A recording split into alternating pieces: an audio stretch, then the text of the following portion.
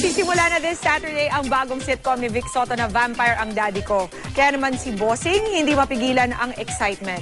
May chika si Lar Santiago.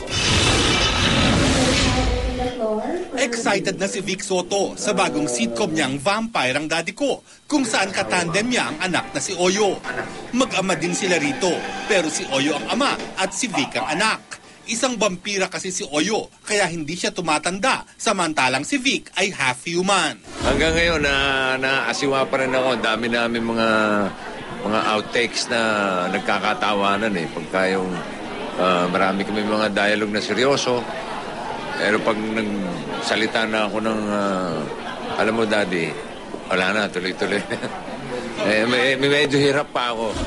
Nasa cast din sina Derek Monasterio, Bea Binene, Glyza De Castro, Pilita Corrales, Jimmy Santos, Angeliana, Seth Cadayona, ang Koreanang si Jinri Park at si Raisa May Dizon. Ito ang unang sitcom ni Raisa, kaya inaalalayan daw siya ni Bossing. Gusto kong i-explore si Raisa on a different venue, ito yung nagme-memorize ng hindi yung puro adlib lang, spontaneous. Ito, kailangan she has to follow the dialogue. Ako po si Raisa bilang big at ang tatay ko po si Small. Sino si Small? Si Tito Jimmy po.